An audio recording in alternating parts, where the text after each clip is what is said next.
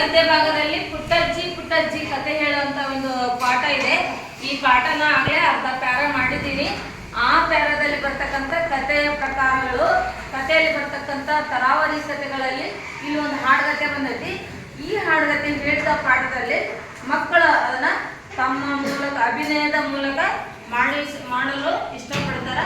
ಆದ್ದರಿಂದ ಆ ಮಕ್ಕಳು ಬಂದು ಈ ಹಾಡುಗತೆ